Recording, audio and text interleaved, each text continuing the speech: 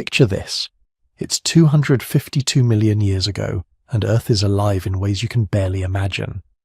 The oceans are warm, almost tropical, teeming with creatures that look like they came from another planet. Trilobites, those ancient armoured arthropods that have been crawling across the seafloor for 270 million years, scuttle through shallow waters. Massive coral reefs stretch for miles, built not by the corals we know today, but by ancient species that had perfected reef building over hundreds of millions of years. On land, forests of seed ferns and conifers blanket the supercontinent Pangaea. Creatures called synapsids, the distant ancestors of mammals, lumber through the undergrowth. Some are tiny, rat-sized things. Others are enormous, hippo-sized beasts with strange sail-like structures on their backs. Flying insects with 2-foot wingspans drift through the humid air. Life is everywhere, in the oceans, on the land, in the air. Billions of years of evolution have created an almost unimaginable diversity of species. The planet is thriving. But something is about to happen. Something so catastrophic, so utterly devastating, that it will make every other extinction event in Earth's history look minor by comparison. You've probably heard of the asteroid that killed the dinosaurs 66 million years ago. That famous extinction that wiped out the T-Rex and the Triceratops and gave mammals their chance to inherit the Earth. That was bad. Really bad. About 75% of all species went extinct. But what was coming 252 million years ago was worse. Far worse.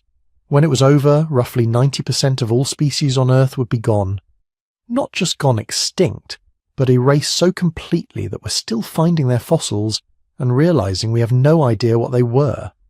In the oceans, the devastation was even more extreme. 96% of all marine species vanished. Entire groups of animals that had dominated the seas for hundreds of millions of years simply ceased to exist.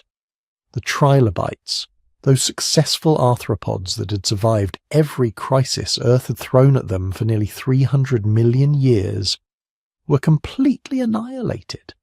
Every single species. Gone. Scientists call it the Permian-Triassic extinction event. But that technical name doesn't really capture what happened. Some call it the Great Dying. That's better. That gets closer to the truth. This was the closest complex life on Earth has ever come to complete annihilation. And here's what makes it so terrifying. It wasn't a single catastrophic event like an asteroid impact. It was a cascade of disasters that fed on each other, amplifying and multiplying until the planet became almost uninhabitable. It took maybe 60,000 years for everything to fall apart. That sounds like a long time, but in geological terms it's the blink of an eye. If you're using this to fall asleep, good. That's exactly why I make these. So subscribe maybe, and tell me where you are and what time it is. I check the comments and it's like Tokyo at twilight, London at lunch, all at once. There's something peaceful about knowing we're all here together, learning about the deep past while the present quietly ticks by. The question that haunts scientists is simple but profound. What could possibly kill 90% of all life on Earth? What force could be so powerful, so relentless, that it could devastate ecosystems that had been stable for tens of millions of years? Was it volcanic eruptions, climate change, poison gas, acid rain, oxygen depletion? The answer, as we'll discover, is all of the above, and worse. See, for a long time, nobody really understood what happened at the end of the Permian period. The fossil record showed a sudden, dramatic disappearance of species, but the cause was a complete mystery. Some scientists thought it was gradual climate change. Others proposed multiple, smaller extinction events. A few even suggested that life on Earth was hit by gamma rays from an exploding star. But in the last few decades, as we've developed better tools for reading Earth's geological history, the true story has started to emerge, and it's more terrifying than anyone imagined. This wasn't just bad luck. This was a perfect storm of catastrophes, each one triggering the next, until the entire planet was caught in a death spiral that lasted for thousands of years. What you're about to hear is the story of how Earth almost died, how a thriving, diverse planet full of bizarre and beautiful creatures was transformed into a nearly lifeless wasteland, and how, against all odds, life managed to cling on and eventually recover. This is the story of the Great Dying. Let's begin. 252 million years ago, Earth looked like nothing you'd recognize today. Forget the 7 continents separated by vast oceans. Forget the familiar shapes of Africa, Asia, and the Americas. The planet had done something extraordinary, something that happens only once every few 100 million years. It had gathered all its land masses together into a single massive supercontinent. Scientists call it Pangaea. The name means all Earth in ancient Greek, and it's disturbingly literal. Imagine looking at a globe where almost all the land is clustered on one side, forming a gigantic C-shaped mass that stretches from pole to pole. On one side, the endless Panthalassic Ocean, a body of water so vast it makes the Pacific look like a pond. On the other, the Tethys Sea, cutting into Pangaea's eastern coast like a giant bite taken from the supercontinent. This wasn't just unusual geography. This was a completely alien planet operating under rules that no longer apply.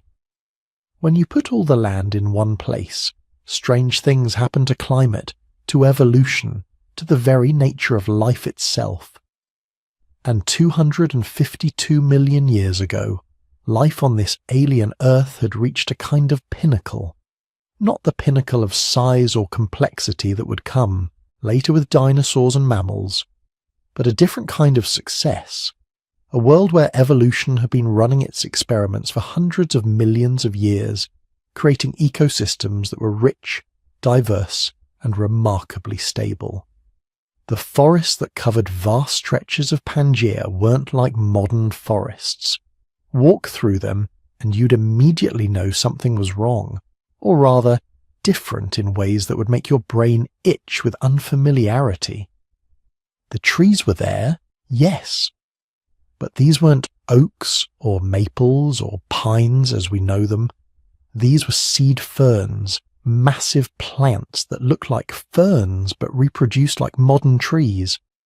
In the southern reaches of Pangaea, entire forests consisted of Glossopteris, a distinctive plant with tongue-shaped leaves that would later provide some of the first evidence that the continents had once been connected. These weren't scattered groves. These were forests that stretched for thousands of miles, dense, swampy woodlands where the air hung thick and humid, where the ground was perpetually soft with decay, where life piled on life in endless cycles of growth and decomposition. Mixed among the seed ferns were early conifers, the distant ancestors of modern pine and spruce trees. They were just beginning their evolutionary rise, developing the adaptations that would eventually make them masters of harsh environments. But in the Permian world, they were still figuring things out, still experimenting with different strategies for survival. The forests weren't silent.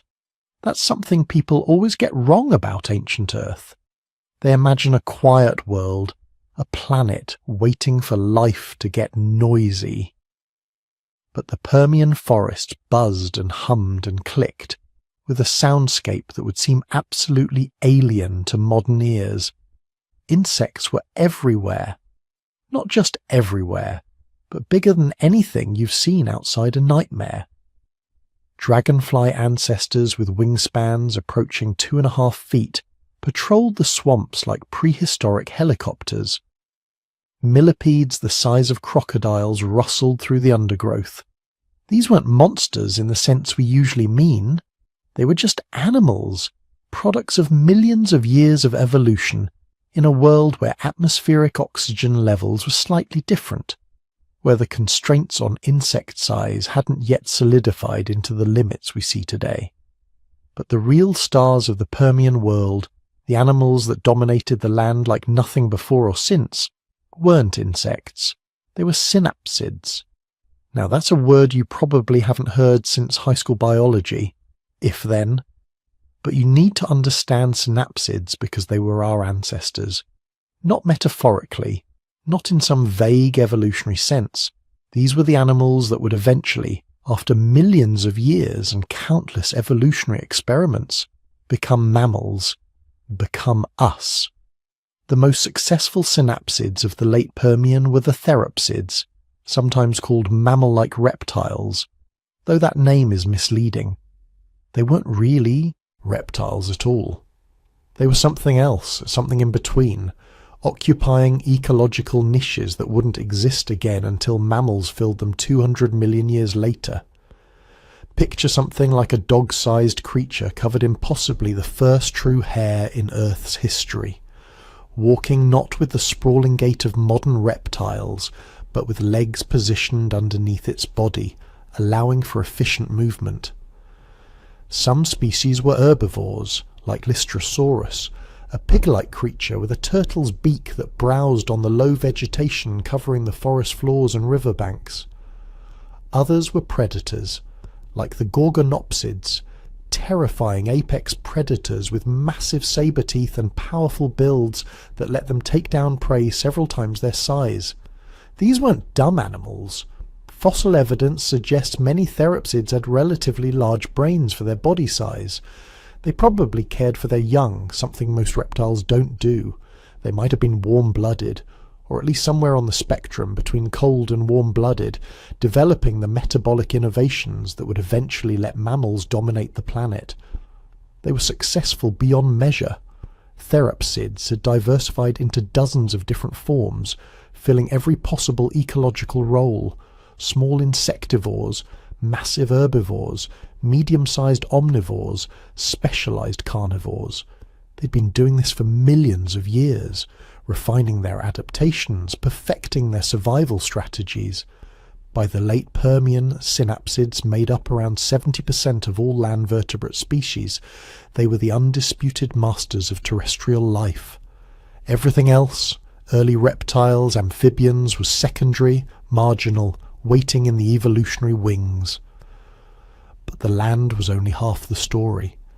Beneath the waves of the Panthalassic Ocean and the Tethys Sea, a completely different world thrived. Ancient coral reefs stretched for hundreds of miles along Pangaea's coastlines. These weren't the coral reefs you'd recognize from modern documentaries. The corals themselves were different species, creating different structures, but they served the same function, providing the foundation for entire ecosystems, creating complexity where there would otherwise be empty sea floor. Swimming through these reefs were creatures that looked like they'd been designed by a committee that couldn't decide what a marine animal should look like. Trilobites, those iconic fossils that anyone who's ever visited a natural history museum has seen, were still abundant. They'd been around for 270 million years by this point, ancient even by Permian standards, existing in hundreds of different species adapted to every possible marine environment. Some were predators, some scavengers, some filter feeders. They crawled across the ocean floor on dozens of tiny legs, their compound eyes taking in a world that existed long before anything resembling a fish as we know them. Brachiopods filtered nutrients from the water, looking superficially like clams but unrelated, representing a completely different solution to the problem of surviving as a sessile marine animal. Crinoids, sometimes called sea lilies, waved their feather-like arms in the currents, capturing tiny organisms and organic particles. These weren't plants despite their appearance. They were animals, relatives of modern starfish and sea urchins, anchored to the seafloor and living lives of patient filtration. And then there were the ammonoids, relatives of modern nautilus, swimming through the water columns with their coiled shells. Some species grew shells the size of truck tires. Others remained tiny, filling different ecological niches, pursuing different evolutionary strategies. They were incredibly diverse, incredibly successful, having survived previous mass extinctions and bounced back stronger than before. The ocean was full. Not full in the sense of being crowded, but full in the sense that every possible way of making a living in the sea had been discovered, refined, perfected over hundreds of millions of years. Predator and prey relationships had reached complex equilibriums. Food webs stretched from microscopic plankton to massive predatory fish, creating interconnected systems of staggering complexity. The climate of this Permian world was, broadly speaking, warm. Not uniformly warm, Pangaea was so massive that its interior regions formed vast deserts where almost nothing could survive. But along the coasts, in the forests, near the equator, conditions were generally favourable for life. Seasonal variations existed, particularly in the higher latitudes, but nothing like the dramatic ice ages that had punctuated earlier periods of Earth history. The planet had settled into a kind of comfortable routine. Stable climate patterns, well-established ecosystems, evolutionary lineages that had been successful for millions of years continuing to be successful. This is what makes what came next so devastating. This wasn't a marginal ecosystem barely hanging on, vulnerable to the slightest disruption. This was life at its peak, having had hundreds of millions of years to diversify, to establish itself, to create redundancy and resilience. The Permian world represented the culmination of evolution's experiments since complex life first emerged from the oceans. Every organism alive in the late Permian was a survivor, the product of an unbroken chain of successful reproduction stretching back to the origin of life itself. Every species had weathered countless challenges, outlasted numerous competitors, adapted to changing conditions over geological timescales. The synapsids dominating the land had ancestors that survived the Carboniferous rainforest collapse 305 million years ago. The marine creatures thriving in the oceans carried genes tested through previous extinction events and environmental changes. These weren't fragile hothouse flowers. These were hardened survivors, the products of natural selection operating over timeframes so vast they make recorded human history look like a single breath. And yet, none of it mattered. None of the adaptations, none of the survival strategies, none of the millions of years of evolutionary refinement would be enough for what was coming.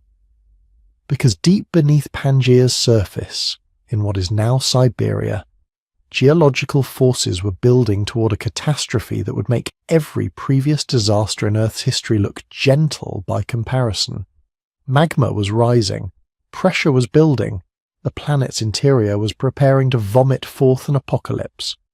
The synapsids browsing peacefully on seed ferns had no way of knowing their world was about to end.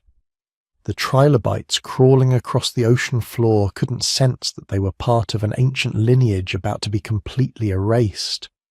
The forests growing in the humid coastal regions couldn't feel that they were about to burn. But the signs were already there. Subtle at first, so subtle that no organism alive could have detected them. Small increases in volcanic activity, minor fluctuations in ocean chemistry, tiny changes in atmospheric composition. The stage was set. The actors were in place. Life on Earth was about to face its greatest test, and 90% of all species were about to fail. 252 million years ago, in what we now call Siberia, the Earth's crust began to crack. Not suddenly, not all at once, but slowly, inexorably, like ice fracturing under too much weight. Deep beneath the surface, something vast was rising. A plume of superheated rock, hundreds of miles across, pushing upward from the boundary between Earth's mantle and core. It had been climbing for millions of years, gathering heat and pressure, forcing its way through thousands of feet of solid rock. And now, finally, it reached the surface. What happened next would change everything. The first eruptions were probably unremarkable by geological standards. Magma breaking through weakened crust, fountains of lava spraying into the air, flows spreading across the landscape. Maybe a few thousand square miles covered initially. Local devastation, certainly. Any plants or animals in the immediate area would have been incinerated. But nothing the Earth hadn't seen countless times before. Except this time, the eruptions didn't stop. Week after week, month after month, year after year, the lava kept coming. Not from a single volcano, not even from a chain of volcanoes, but from massive fissures in the Earth's crust, cracks that stretched for hundreds of miles. Magma wasn't building up into mountains. It was flooding across the landscape like water from a broken dam, except the water was molten rock at 2000 degrees Fahrenheit. This is what geologists call a flood basalt event, and it's completely different from anything most people picture when they think about volcanoes. Forget the cone-shaped mountains you see in disaster movies. Forget the explosive eruptions that send ash clouds into the stratosphere. Flood basalts are something else entirely. Imagine cutting a gash in the Earth's surface and having magma simply pour out, flowing across the land in sheets hundreds of feet thick, moving slowly but relentlessly, consuming everything in their path. The flows would advance maybe a few miles per day, slow enough that you could walk away from them, but fast enough that any ecosystem in their path was doomed. And the scale. God, the scale was beyond anything in human experience. Within the first few thousand years, the Siberian traps, as geologists now call them, had covered an area the size of Western Europe. We're talking about roughly 2 million square miles buried under layer after layer of volcanic rock. Some of these lava flows were hundreds of feet thick individually, and they just kept stacking on top of each other, layer after layer, building up a volcanic plateau that in some places reached over a mile in thickness. Think about that for a moment. An entire continental-scale region, roughly equivalent to France, Germany, Spain, Italy and Poland combined, covered in fresh lava. Every river diverted or boiled away. Every forest incinerated. Every animal that couldn't fly or run fast enough entombed in cooling rock. The local extinction was absolute and immediate, but that was just the beginning. The location of these eruptions was almost perfectly calculated to cause maximum planetary damage. Siberia, 252 million years ago, wasn't the frozen wasteland it is today. It was located further south, in temperate latitudes, with extensive forests and coal deposits laid down during the Carboniferous period, about 100 million years earlier. These coal beds were hundreds of feet thick in some places, compressed plant matter representing millions of years of accumulated carbon. When the lava flows encountered these coal deposits, something catastrophic happened. The intense heat didn't just burn the coal, it baked it, releasing gases that had been locked away for geological ages: carbon dioxide, methane, sulfur compounds. All the carbon that plants had laboriously pulled from the atmosphere and locked underground over millions of years was suddenly being pumped back into the air at a rate thousands of times faster than any natural process. It was like setting fire to Earth's carbon bank vault, except the vault was the size of a continent, and the fire would burn for nearly 1 million years. The eruptions weren't constant, of course. They came in pulses, episodes of intense activity followed by quieter periods, then ramping up again, but they never really stopped. For somewhere between 600,000 and 2 million years, depending on which geological estimates you trust, the Siberian traps were active. That's not a typo. Not 600 days or 600 years, but 600,000 years minimum of sustained volcanic activity. To put that in perspective, all of recorded human history from the first written languages to the present day covers about 5,000 years. The Siberian traps erupted for 120 times longer than all of human civilization. Homo sapiens as a species has existed for roughly 300,000 years. These volcanic eruptions lasted at least twice as long as our entire species has existed. And during all that time, they were pumping gases into the atmosphere at a rate that would make modern industrial emissions look like a campfire. The initial stages, perhaps the first few tens of thousands of years, probably didn't seem catastrophic on a global scale. Sure, Siberia was devastated. The lava flows had created a hellscape of cooling rock, toxic gases, and complete biological destruction.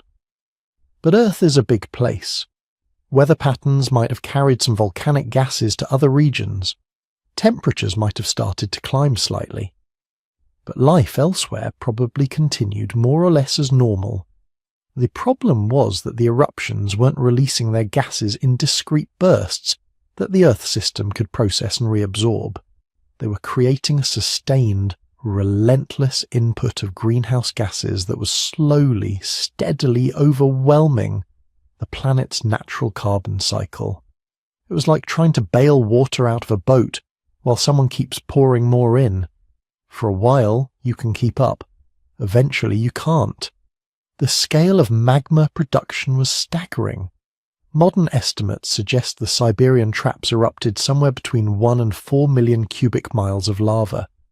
To visualize that, imagine taking Mount Everest and creating 5,000 exact copies of it, made entirely of volcanic rock.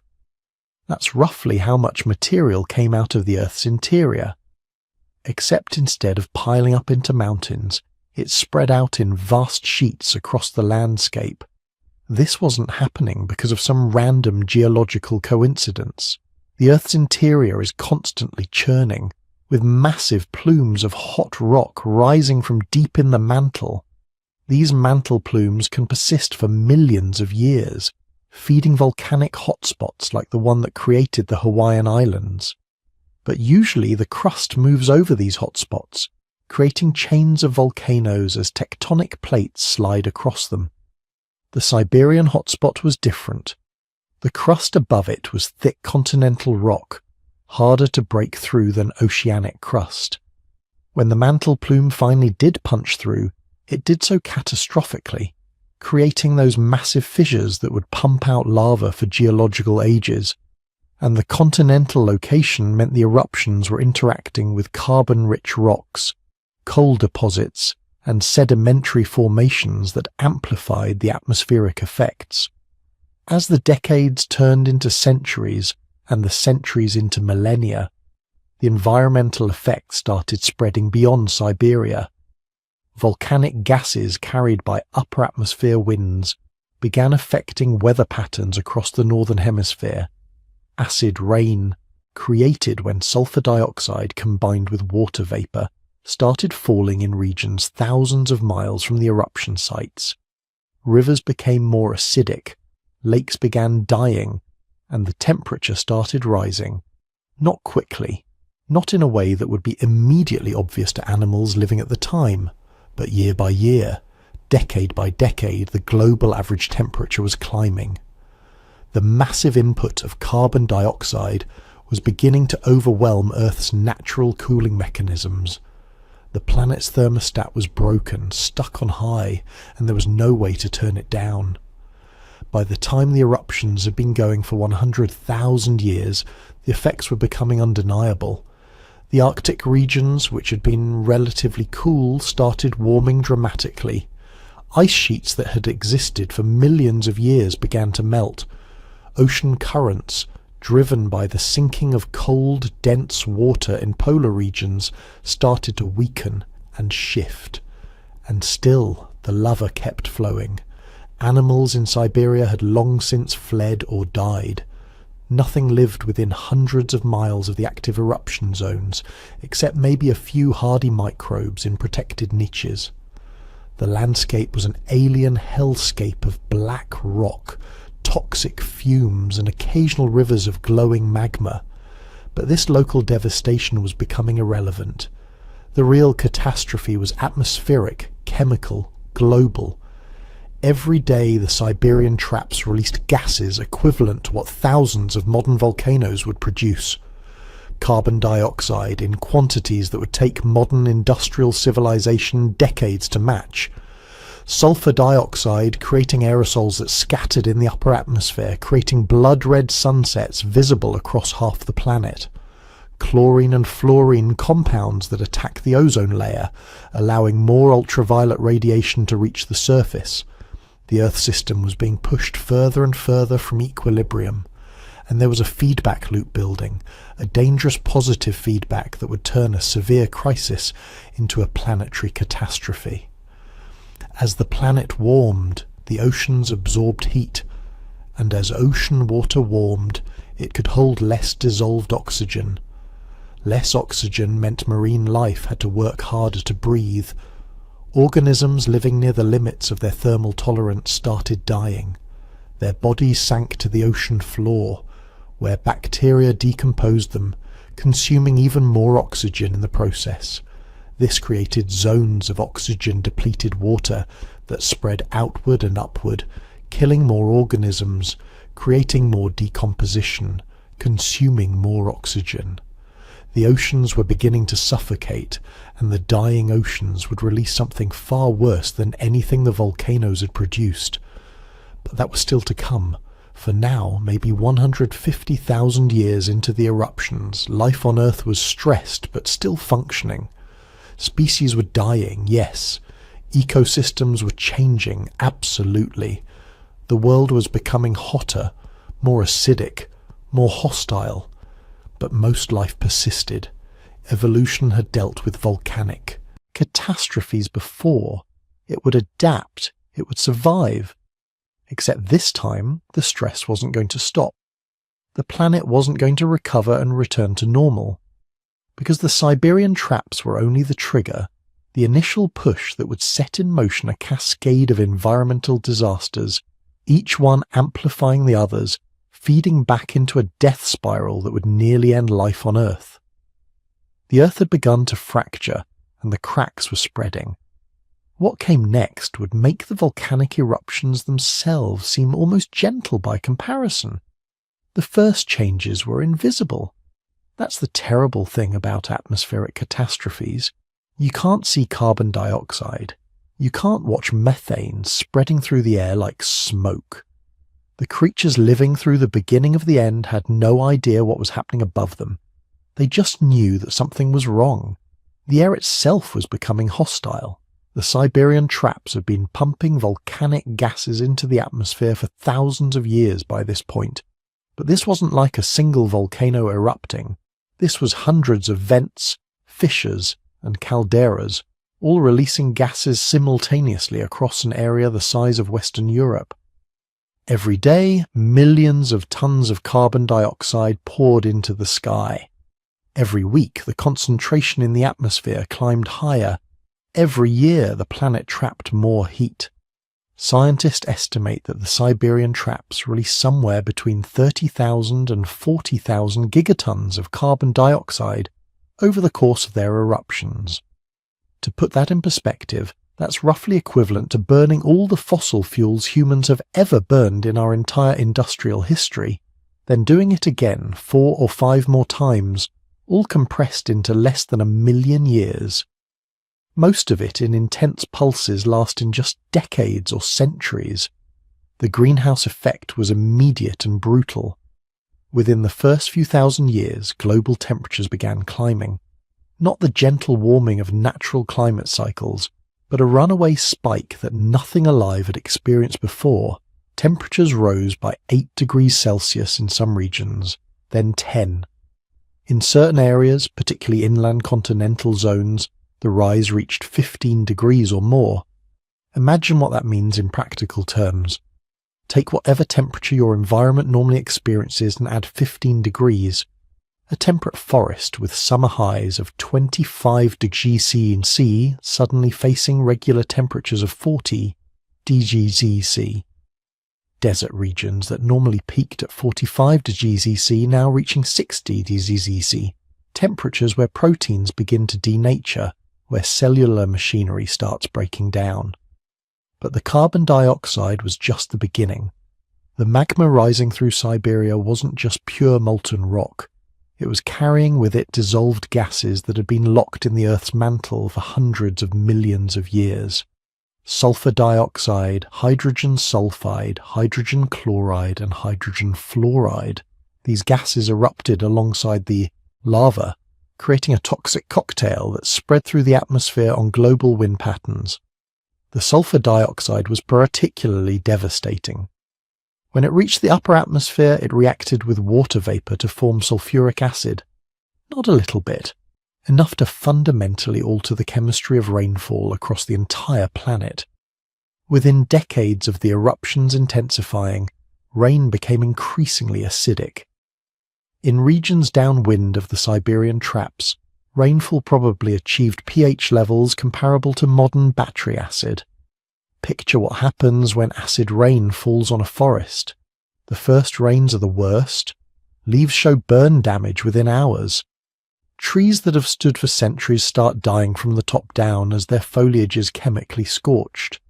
The acid seeps into soil, leaching out essential nutrients, killing the microorganisms that help plants absorb nutrition. Root systems collapse. Entire forests die standing. Their skeletal remains a testament to air that has turned corrosive. But the sulfur dioxide did something else too, something that sounds contradictory but made everything worse. High in the atmosphere, sulfate aerosols formed from the volcanic emissions. These particles reflected sunlight back into space, causing temporary cooling in some regions even as greenhouse gases were driving long-term warming. This created chaotic weather patterns. Some areas experienced flash freezes followed by intense heat waves. Others saw rainfall patterns collapse entirely as atmospheric circulation patterns broke down. The skies themselves became alien. Ashen aerosols turned daylight into a perpetual twilight in some regions. Sunsets would have been spectacular. Vivid reds and oranges caused by light scattering through particle-laden air. But that beauty masked horror. Photosynthesis rates plummeted in many areas, starving the base of the food chain. Then there was the ozone layer. The volcanic eruptions released massive quantities of chlorine and bromine compounds, gases that rise to the stratosphere and catalytically destroy ozone molecules. Modern scientists estimate that volcanic halogen emissions from the Siberian traps reduce stratospheric ozone by 50% or more in some regions. The planet's protective shield against ultraviolet radiation was being systematically dismantled. When the ash finally cleared from the atmosphere in some regions, the organisms below discovered they'd traded one nightmare for another. Ultraviolet radiation now reached the surface at intensities not seen in hundreds of millions of years. UVB radiation, the type that damages DNA and causes mutations, poured through the weakened ozone layer.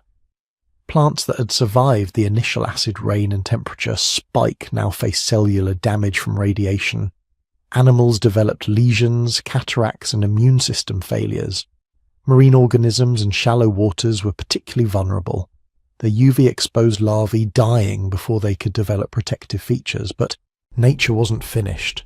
The warming atmosphere was triggering feedback loops that made everything exponentially worse. As temperatures climbed, the oceans began to warm. Not just the surface, but slowly, inexorably, the heat penetrated deeper into the water column. This warming destabilized something that had been locked safely in the cold, high-pressure environment of the deep ocean floor for millions of years. Methane hydrates. These ice-like compounds form when methane gas is trapped in frozen water under high pressure. They're stable when conditions are right, but they're extremely sensitive to temperature changes. As the oceans warmed, vast deposits of methane hydrate began to melt, releasing their trapped gas into the water and then into the atmosphere. Methane is a greenhouse gas roughly 80 times more potent than carbon dioxide over short timescales. The release of even a fraction of the ocean floor's methane reserves would have amplified the warming dramatically, And that's exactly what happened. Evidence from the geological record shows multiple pulses of methane released throughout the extinction event, each one spiking atmospheric methane concentrations and driving temperatures even higher. This created what scientists call a positive feedback loop, though there's nothing positive about it. Warming releases methane, which causes more warming, which releases more methane. The system spirals out of control like a car accelerating downhill with no brakes. Once it starts, it's incredibly difficult to stop. The carbon isotope record from this period tells a story of atmospheric chaos. We can see the signature of volcanic carbon dioxide in the rocks, then pulses of methane release, then more volcanic emissions. Each pulse drove temperatures higher. Each temperature spike caused more ecological collapse, more vegetation die-off, more methane release from dying peatlands and warming permafrost. The atmosphere's composition was fundamentally changing. Before the eruptions began, carbon dioxide concentrations were probably around 400 parts per million, roughly similar to pre-industrial human levels. At the height of the crisis, concentrations may have reached 2,500 parts per million or even higher. The air itself became harder to breathe for some organisms. Not thin, exactly, but chemically different in ways that stressed respiratory systems evolved for a different atmospheric composition. And still, the eruptions continued. Year after year, decade after decade, century after century. The Siberian traps didn't care about the devastation they were causing. They were simply bleeding the Earth's interior, releasing gases that had been locked away since the planet's formation. Volcanic winter, followed by greenhouse summer, followed by acid rain, followed by ozone depletion, followed by methane pulses. Wave after wave of atmospheric assault that nothing alive could fully adapt to. Some organisms tried. There's evidence that some plant species evolved more acid-resistant leaf coatings.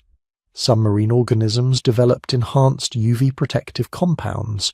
Some animals shifted to nocturnal lifestyles to avoid the deadliest radiation during peak daylight hours. But these adaptations took time, generations, and the crisis was moving faster than evolution. The truly horrifying thing is that many of these atmospheric changes reinforced each other in unexpected ways. Acid rain killed vegetation, which meant less carbon dioxide absorption, which meant more greenhouse warming. Warming released methane, which trapped more heat, which killed more vegetation and warmed more ocean floor. Ozone depletion damaged plankton, which disrupted oceanic carbon cycling, which altered atmospheric chemistry further. It was like watching a machine designed specifically to destroy life. Every component made every other component worse. Every feedback loop amplified every other feedback loop. The atmosphere wasn't just becoming hostile, it was becoming systematically lethal in multiple overlapping ways. And throughout all of this, most organisms had no idea what was killing them. A forest die-off could have been the acid rain, or the temperature spike, or the UV radiation, or the disrupted rainfall patterns, or probably all of them together. Marine organisms dying in shallow waters might have been suffocating from low oxygen, or burning from acid, or radiation damaged, or simply unable to feed because their prey had already gone extinct. The complexity of the catastrophe is part of what made it so deadly. There was no single problem to solve, no single adaptation that could save you. The atmosphere itself had become a gauntlet of overlapping threats, each one potentially lethal, all of them operating simultaneously. By the time the worst of the atmospheric disruption began to ease, probably 200,000 to 300,000 years after the eruption started, the damage was incomprehensible. The atmosphere's chemistry would take tens of thousands of years to restabilize. The ozone layer would need millennia to rebuild. The carbon cycle would require millions of years to fully recover. But that was still far in the future. For now, for the organisms trying to survive day by day, breath by breath. The air itself had become an enemy. Every inhale was a gamble. Every moment in sunlight a risk. Every rainfall potentially corrosive. The sky, which had always been neutral, indifferent to the life below it, had turned actively hostile. And there was nowhere to hide from the sky. While the land was burning, something even worse was happening beneath the waves.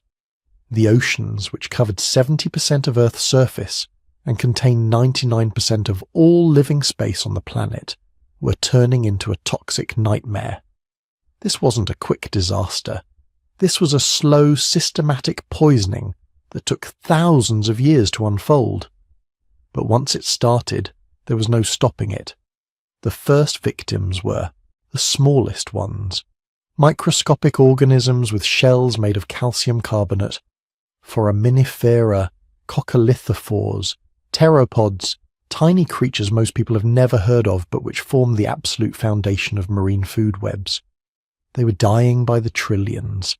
Here's what was killing them. All that CO2 pouring into the atmosphere from the Siberian traps, it didn't just stay in the air. About a third of it dissolved directly into the ocean surface, and when CO2 dissolves in water, it forms carbonic acid. The ocean was becoming acidic. Not like battery acid. Nothing that dramatic. We're talking about subtle changes in pH, but subtle was enough.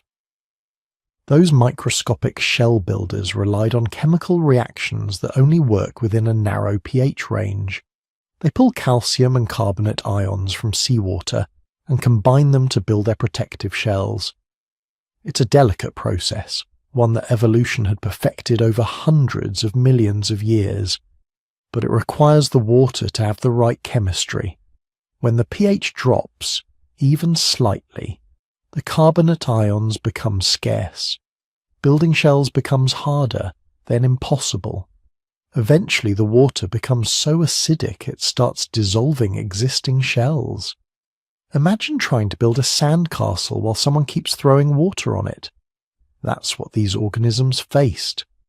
Except the sandcastle was their body's protective covering, and the water was everywhere, inescapable. Within a few thousand years of the eruption's beginning, shell-building organisms across the world's oceans were struggling. Within 10,000 years, many species were going extinct. The fossil record shows it clearly. Sediment cores from the Permian-Triassic boundary show layers where shell fragments just disappear. Millions of years of accumulated diversity, gone in what amounts to a geological eye blink. But acidification was just the beginning. The oceans had another, even more deadly problem. They were suffocating. Water holds less oxygen when it's warm. It's simple physics.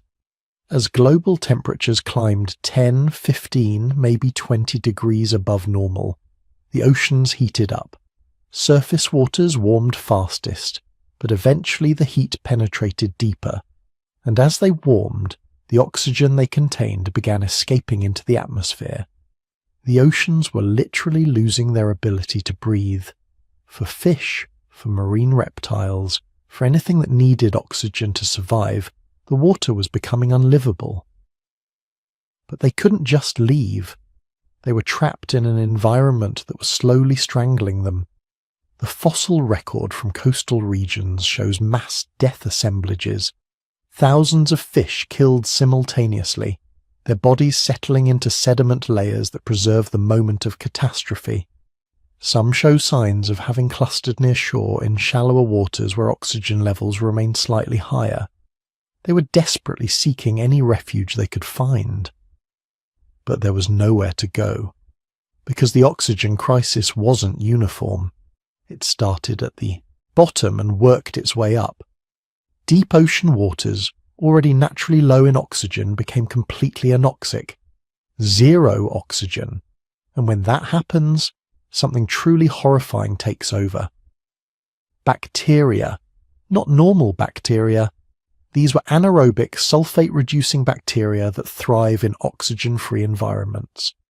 They had been living in deep ocean sediments for billions of years, processing organic matter and producing hydrogen sulfide as waste. Hydrogen sulfide, the same chemical that makes rotten eggs smell terrible, except in concentrations thousands of times higher. In small amounts, it's just unpleasant. In large amounts, it's deadly poison. Under normal conditions, these bacteria stay trapped in the sediments. Any hydrogen sulfide they produce gets oxidized by oxygen in the water above, neutralizing it. But when the deep oceans lost their oxygen, there was nothing to stop the poison from spreading. The hydrogen sulfide began bubbling up from the sediments, creating vast anoxic zones where nothing could survive. These zones expanded upward, rising from the ocean floor toward the surface like an invisible cloud of death. The evidence for this is written in the rock record. Sediments from the Permian-Triassic boundary show biomarkers, molecular fossils left behind by specific types of bacteria, and the signature is unmistakable. Green sulfur bacteria and purple sulfur bacteria, organisms that photosynthesize using hydrogen sulfide instead of water. They only thrive when sulfide levels are extraordinarily high. Finding their biomarkers in Permian-Triassic sediments means the hydrogen sulfide had risen all the way to the sunlit surface layers of the ocean. Think about what that means. The ocean surface, where 90% of marine life exists, had turned into a toxic soup of hydrogen sulfide. The water would have looked wrong, greenish-purple from bacterial blooms instead of the normal blue. It would have smelled like hell itself, the stench of billions of tons of hydrogen sulfide escaping into the atmosphere. And nothing that breathed oxygen could survive in it. These sulfide zones weren't everywhere at first. They started in the deep ocean basins, in areas where circulation was naturally restricted. But as the climate continued warming and ocean oxygen levels continued dropping, these dead zones expanded. They merged, spread across continental shelves, invaded coastal waters. Within perhaps 20,000 years of the eruption's beginning, vast areas of the ocean had become completely lifeless. And here's where the ocean's normal defenses failed. Under normal circumstances, ocean circulation acts like a planetary life support system. Cold, oxygen-rich water sinks at the poles and flows along the ocean floor toward the equator. Meanwhile, warm surface water flows toward the poles to replace it. This circulation, called thermohaline circulation, or the global conveyor belt, constantly refreshes the deep ocean with oxygen. But the Great Dying broke this system, broke this. As temperatures rose, the temperature difference between polar and equatorial waters decreased. The circulation slowed, then in some regions stopped entirely. The ocean became stratified, with warm, low-oxygen water sitting on top of cold, anoxic water. There was no mixing, no refreshment. The deep ocean became a stagnant pool, perfect conditions for hydrogen sulfide production to accelerate. Marine food webs collapsed from the bottom up. First, the microscopic shell builders died, victims of acidification. Then the zooplankton that fed on them starved. Then the small fish that fed on zooplankton. Then the larger predators. Each extinction triggered more extinctions, cascading through the ecosystem faster than evolution could respond. The Great Permian reef systems were among the most spectacular casualties. These weren't coral reefs like we have today. Corals existed in the Permian, but the massive reef structures were built primarily by different organisms.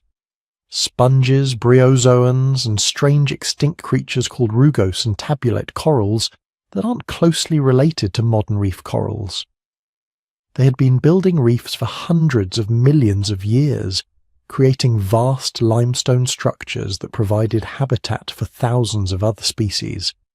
These reefs were dying. The organisms that built them needed clear, well-oxygenated water with stable chemistry. They were getting the opposite. Acidic, oxygen-poor water filled with toxic hydrogen sulfide. The reef builders stopped growing, then began dying. Once thriving reefs that had stood for millions of years began disintegrating.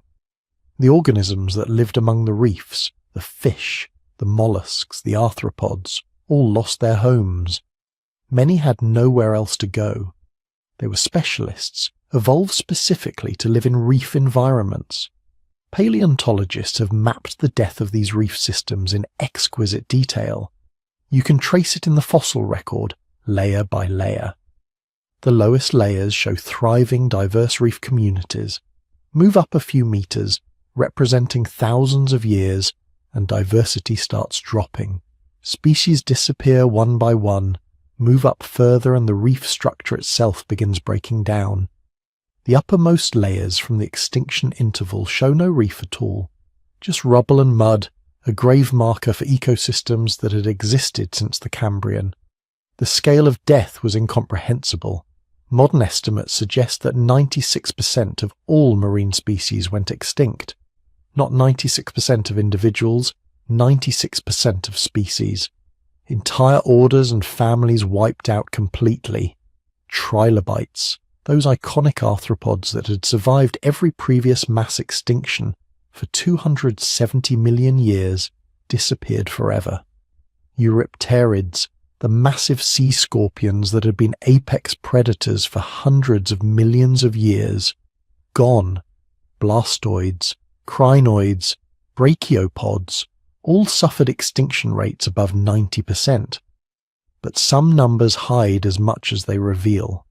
When we say 96% of marine species went extinct, we're talking about species we can identify from fossils, things with shells or bones or hard parts that preserve. The actual death toll was certainly higher. Soft-bodied organisms, jellyfish, worms, many types of larvae and microscopic creatures, they leave almost no fossil record. How many of them died?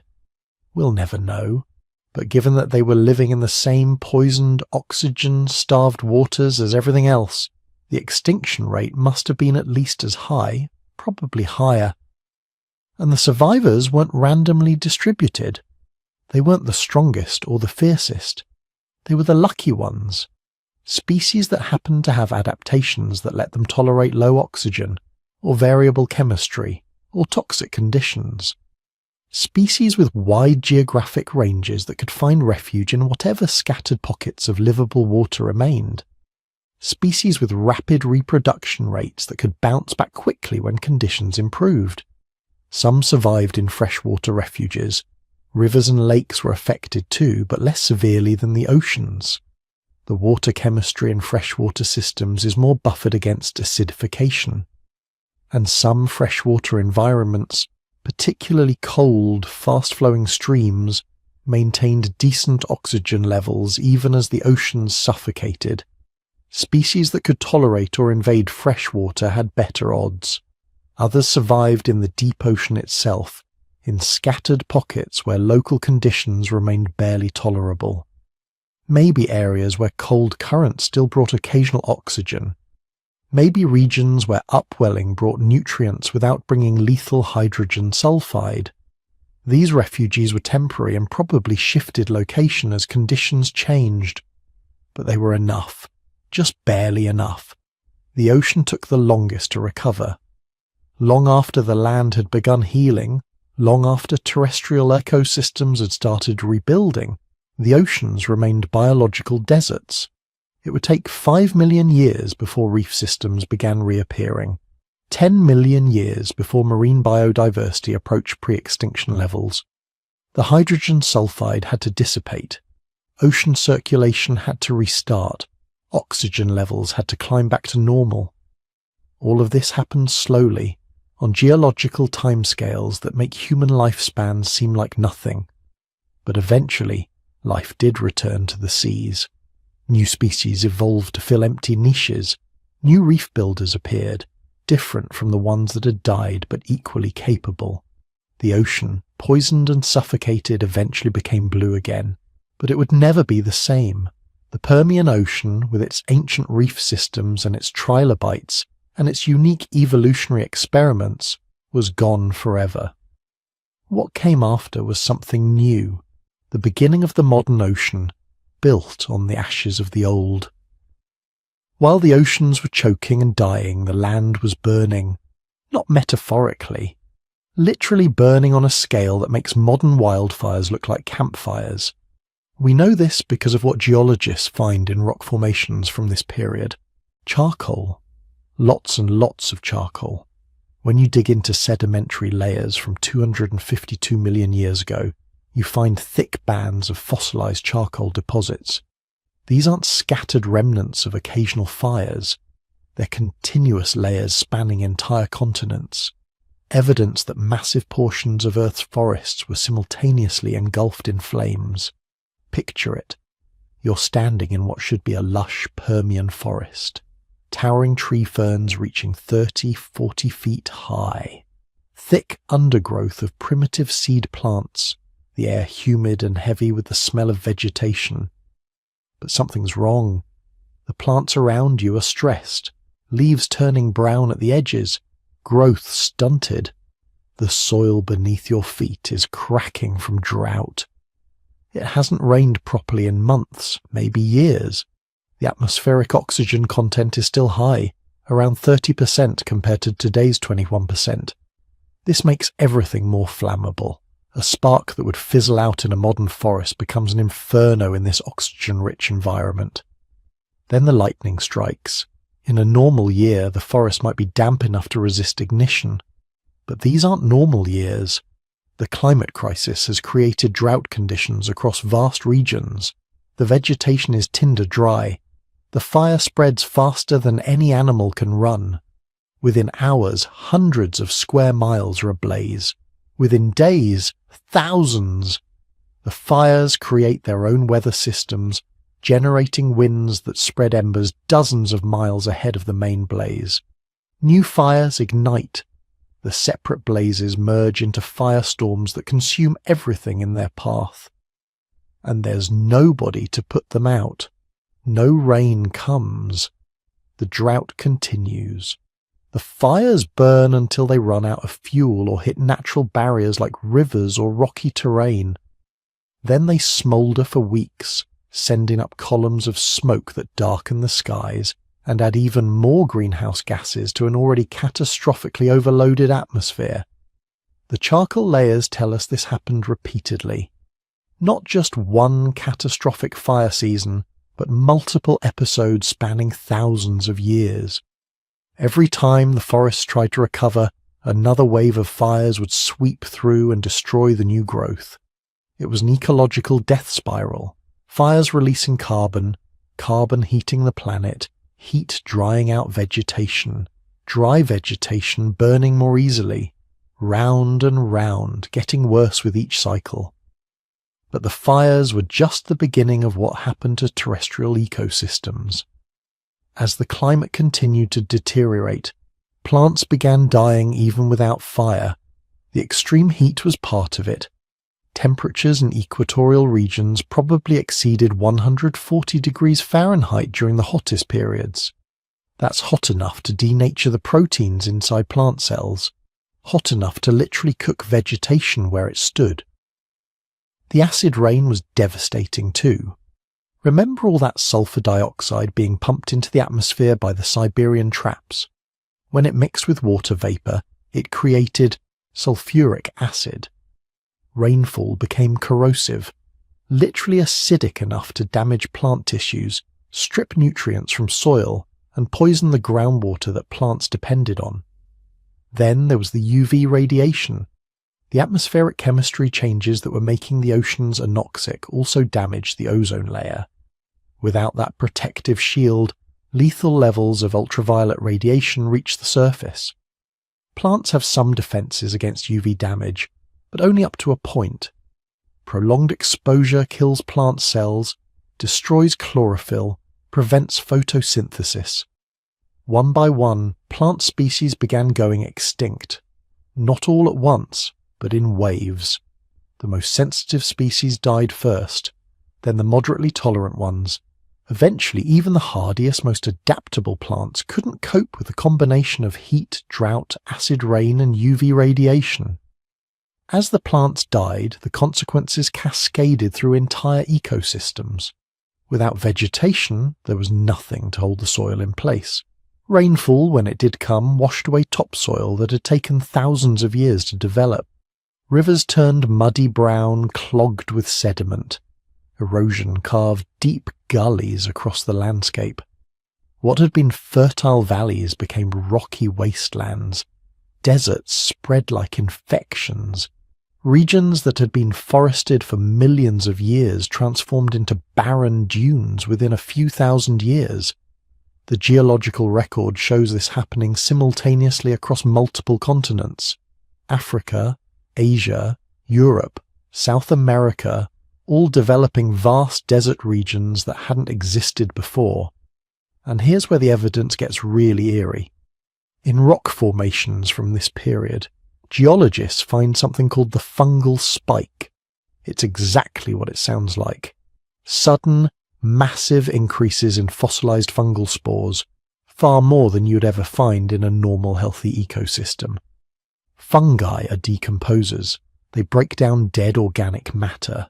In a balanced ecosystem, you find some fungal spores, but not huge quantities, because there's not that much dead stuff lying around. Living plants and animals dominate the landscape. But in rock layers from the extinction event, fungal spores become the dominant fossil type. More common than plant pollen, more common than everything. This tells us something horrifying. The land wasn't just struggling, it was covered in death. Forests dying and rotting where they stood. Dead animals everywhere. The entire terrestrial biosphere collapsing into a planetary morgue with fungi feasting on the remains. Think about what that means for a moment. An ecosystem so thoroughly destroyed that decomposers became the most successful organisms. The fungi weren't thriving because conditions were good for them. They were thriving because there was just so much death to feed on. It's the biological equivalent of undertakers becoming the richest people in town because everyone's dying. For the animals living through this nightmare, survival became nearly impossible. The dominant land animals of the Permian were the synapsids. These were the ancestors of modern mammals, though they didn't look much like mammals yet. Some were huge, tank-like herbivores the size of modern hippos. Others were fierce predators with massive skulls and saber-like teeth. They had ruled terrestrial ecosystems for tens of millions of years, but they were completely unprepared for what was happening. Herbivorous synapsids depended on plant life that was now dying or dead. Without vegetation, they starved. Their populations crashed first, disappearing from the fossil record within a few thousand years of the extinction event's peak. The carnivores lasted slightly longer, feeding on the dying herbivores and on each other. But as their prey disappeared, they went too. Some of the last synapsid fossils we find show evidence of malnutrition, stress, and disease. These weren't healthy animals. These were desperate creatures clinging to life in a dying world. The heat itself was lethal for many species. Synapsids were probably warm-blooded or at least approaching it, which meant they generated their own body heat. This is great in cool climates, but becomes a liability when environmental temperatures approach your internal body temperature. You can't cool down. There's no thermal gradient to drive heat dissipation. Animals would have suffered from heat stroke, organ failure, death. The smaller creatures faced different but equally severe challenges. Insects, which had been incredibly diverse during the Permian, experienced massive die-offs. Many insect species depend on specific plant species for food. When those plants went extinct, so did the insects. Flying insects probably did better than ground dwellers, because they could move long distances searching for surviving plant populations. But even they faced extinction rates above 50%. Amphibians, which still played important roles in Permian ecosystems, were devastated. They need water for reproduction and have permeable skin that makes them vulnerable to environmental toxins. As water sources dried up and the remaining water became acidic and polluted, amphibian populations collapsed. Some species that had existed for millions of years vanished within a single generation. Even the reptiles, which we might expect to handle heat better, struggled terribly. Yes, they were cold-blooded and adapted to warm climates, but there's a difference between warm and lethal. When temperatures regularly exceed 120 degrees Fahrenheit, when there's no shade because all the trees are dead, when there's no food because all the plants and herbivores are gone, even hardy reptilian survivors couldn't persist. The fossil record from this period shows what paleontologists call the dead zone, a geological interval of perhaps 100,000 years when vertebrate fossils become extraordinarily rare, not absent entirely, but so uncommon that finding one is remarkable. This represents a time when land ecosystems had essentially ceased functioning. The complex food webs that had existed for millions of years had collapsed into something barely recognizable as an ecosystem at all. What did exist?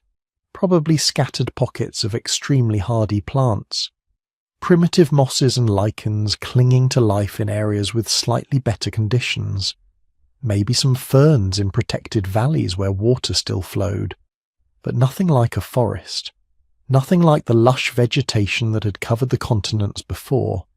The survivors would have been specialists in enduring the unendurable, small burrowing animals that could escape surface heat by living underground, creatures with low metabolic rates that could survive on minimal food, species adapted to desert conditions that could extract moisture from their food rather than needing standing water.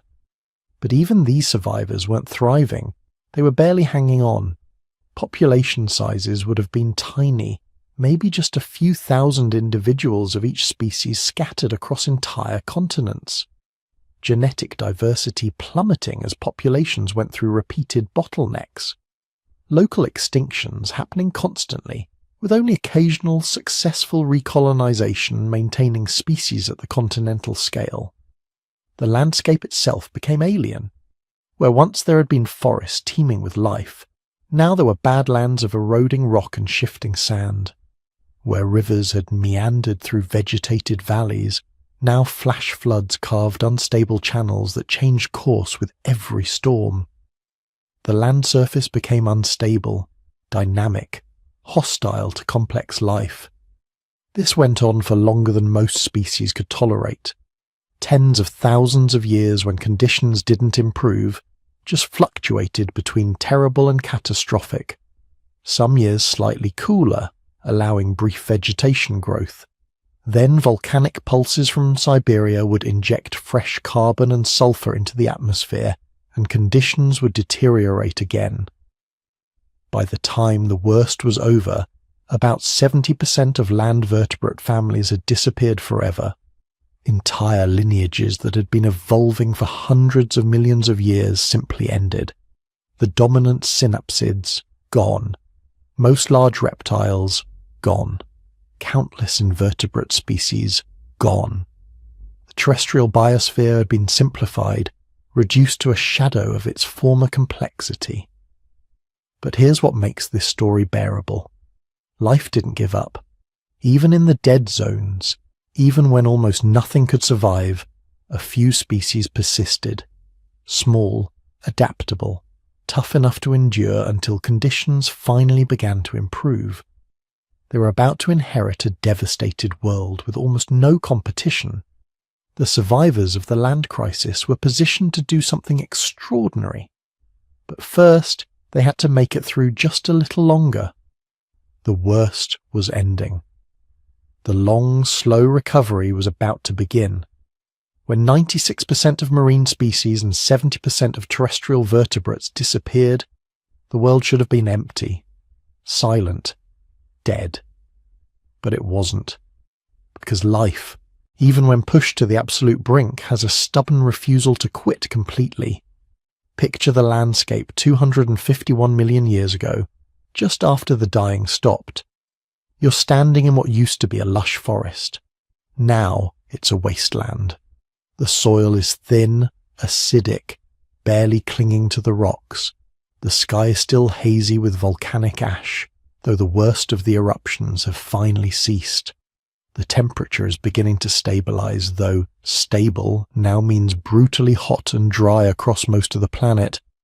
And in this devastation, something moves. It's about the size of a pig, but it's not a mammal. Not exactly. This creature has a barrel-shaped body, stumpy legs, and a turtle-like beak. It's digging, scratching at the barren earth, searching for roots, anything edible that might have survived underground. This is Lystrosaurus, and for the next several million years, it will be the most common vertebrate on Earth. Not just common, dominant. In some fossil beds from the early Triassic, Lystrosaurus skeletons make up 95% of all vertebrate fossils. 95%. Imagine if 95 out of every 100 animals you encountered were the exact same species. That's how thoroughly Lystrosaurus inherited the empty earth. But why Lystrosaurus?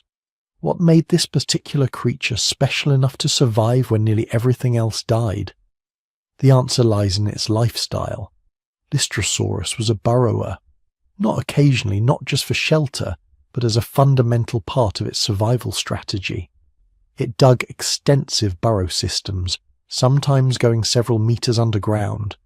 And during the extinction event, when the surface world became hell, those burrows became life-saving refuges. Underground, temperatures remained more stable, the air was less toxic. During the worst ashfalls, Lystrosaurus could simply retreat into its tunnels and wait out the storm. But burrowing alone wasn't enough. Lystrosaurus also had another critical advantage. It could eat almost anything plant-based. That turtle-like beak was perfect for cropping tough vegetation, digging up roots, even processing woody stems that most herbivores couldn't digest. In the devastated post-extinction world, where plant diversity had collapsed and most vegetation was hardy, opportunistic species like ferns and horsetails, this dietary flexibility was everything. Size mattered too. Lystrosaurus wasn't huge, medium-sized, big enough to be efficient to store fat reserves that could carry it through lean times, but small enough that it didn't need massive amounts of food to survive. In the aftermath of the extinction, when food was scarce and unpredictable, being modestly sized was a tremendous advantage. And there was something else. Something written in Lystrosaurus fossils that tells us about its final survival trick. Growth rings in their bones show they grew slowly, taking several years to reach maturity. This suggests they lived longer than many other therapsids. Longer. Lifespans meant more opportunities to reproduce over time, more chances to weather bad years and capitalize on good ones. It's the tortoise versus hare strategy, except the hares were all dead. Within a few 100,000 years of the extinction, Lystrosaurus had spread across virtually every landmass on Earth. Fossils show up in Antarctica, Africa, India, Russia, China.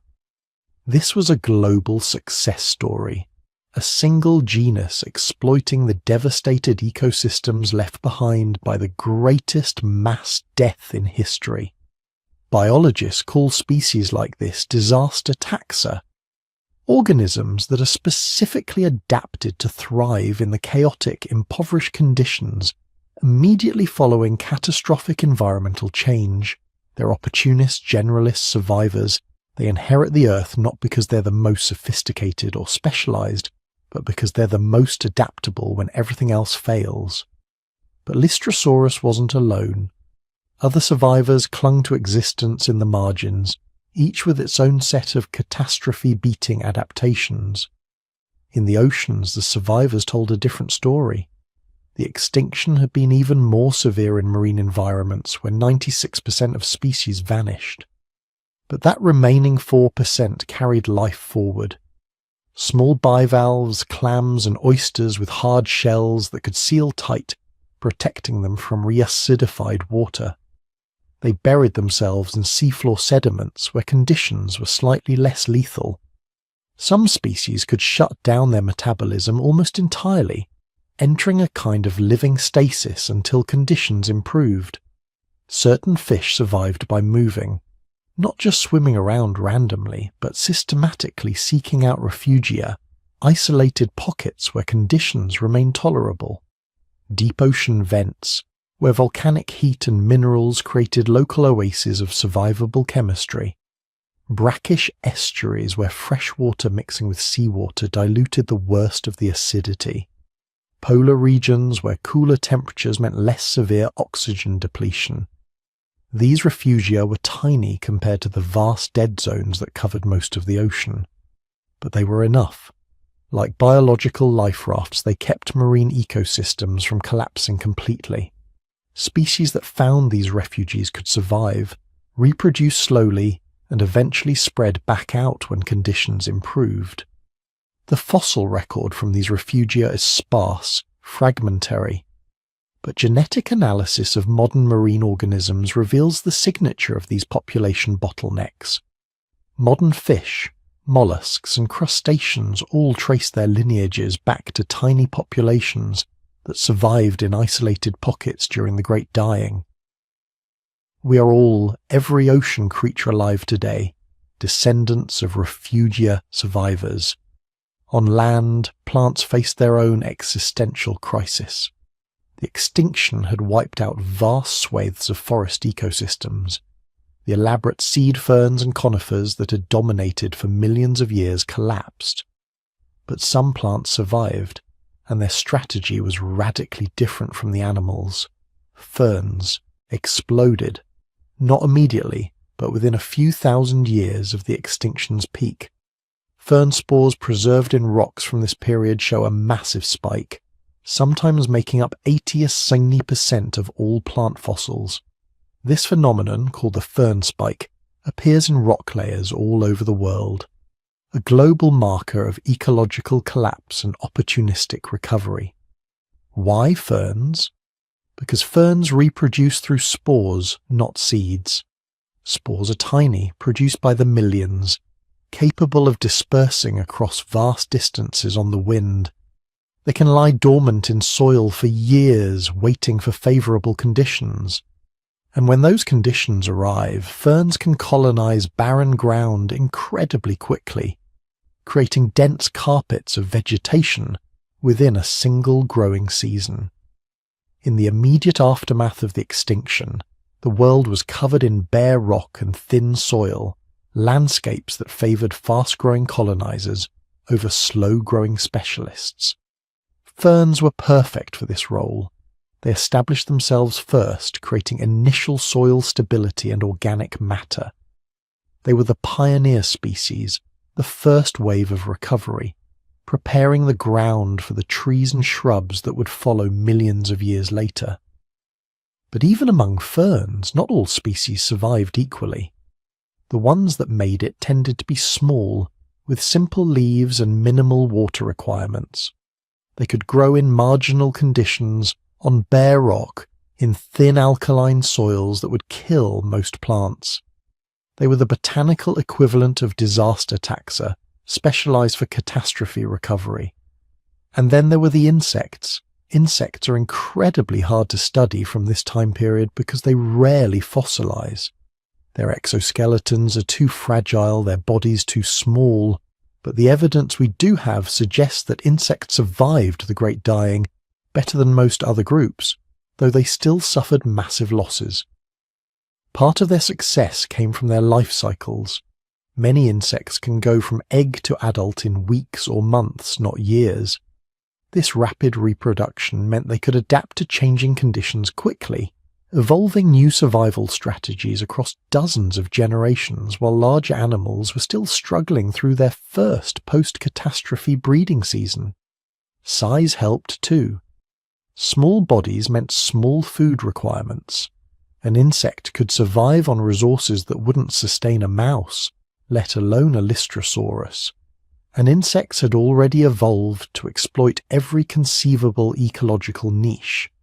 Some ate dead plant matter, which was suddenly abundant as forests died. Others were predators or parasites, feeding on the few surviving animals. Some even ate minerals directly, scraping nutrients from rocks and volcanic ash.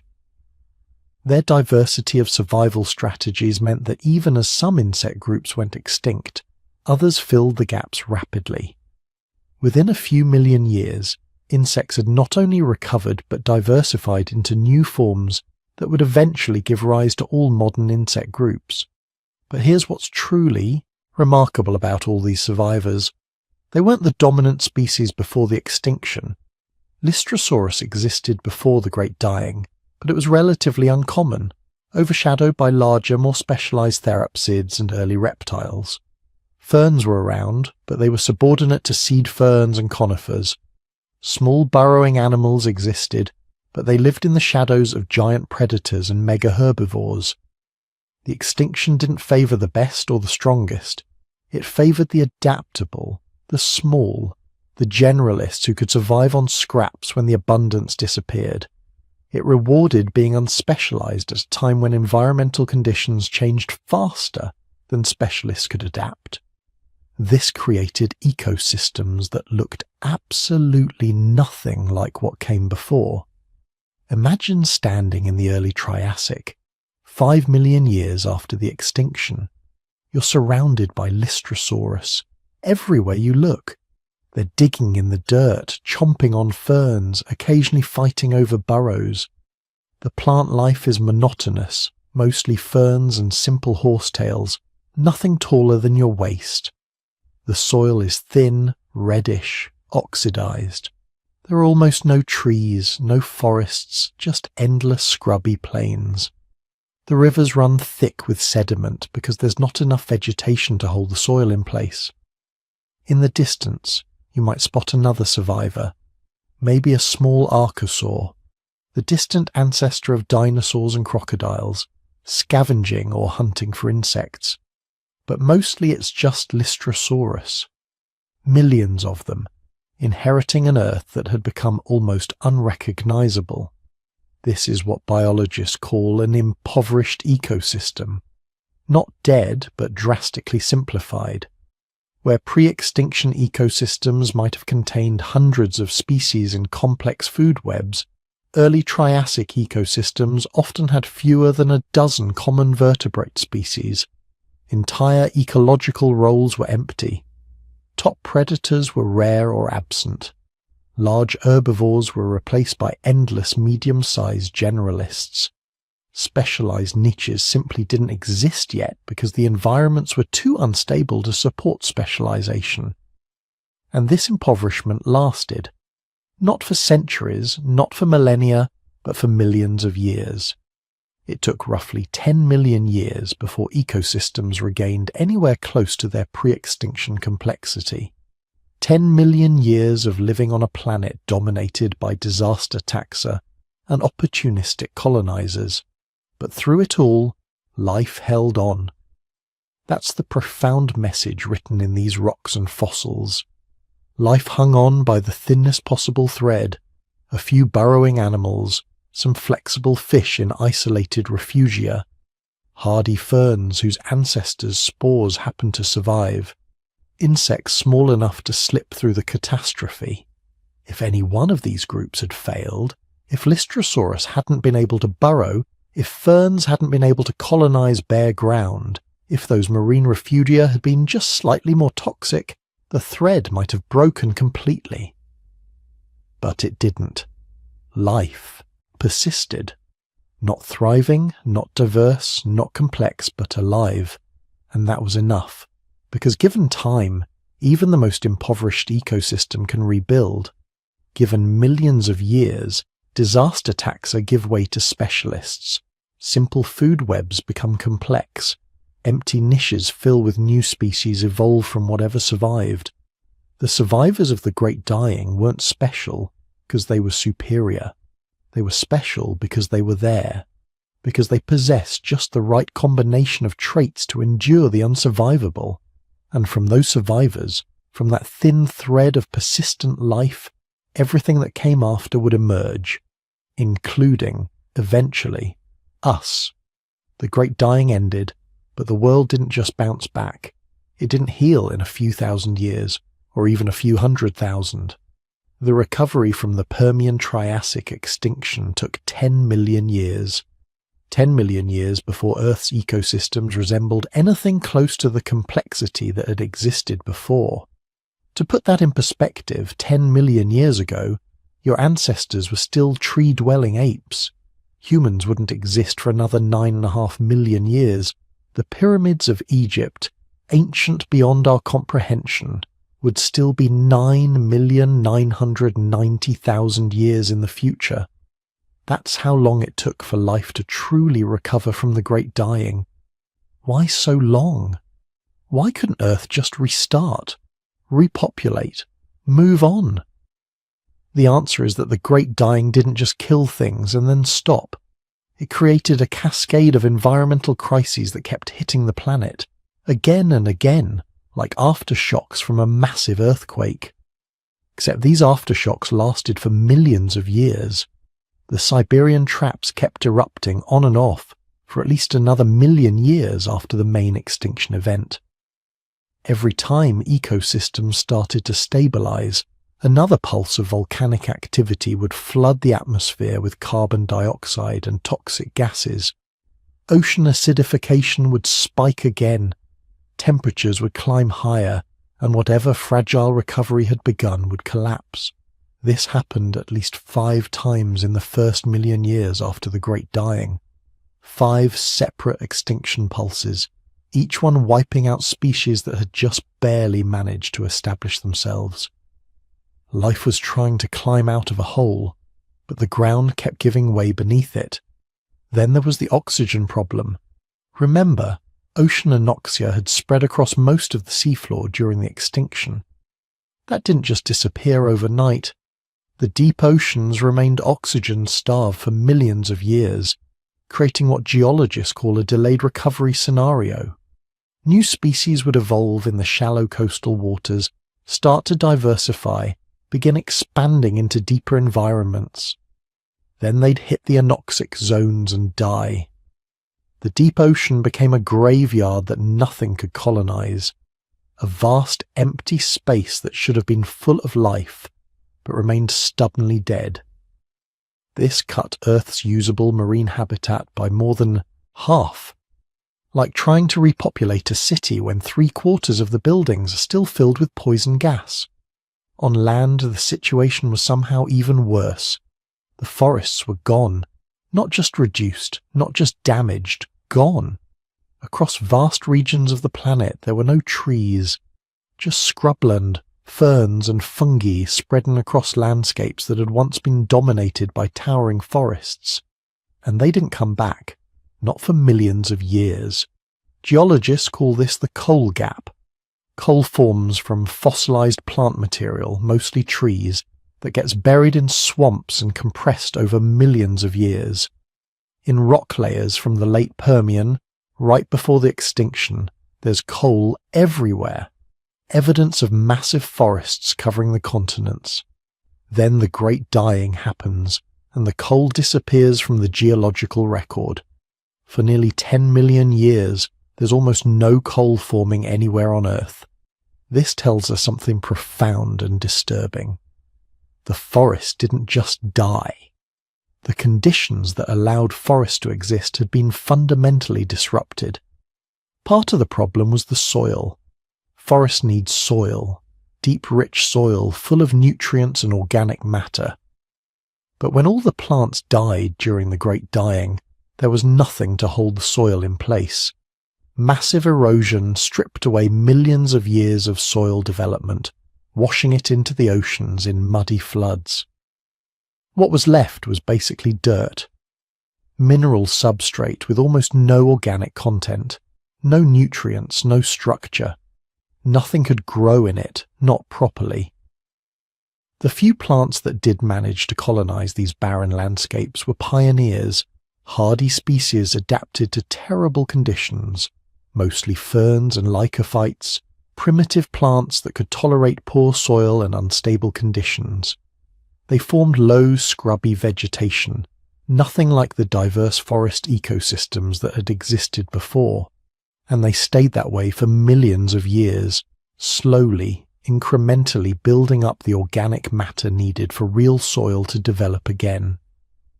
Meanwhile, The absence of forests created another problem.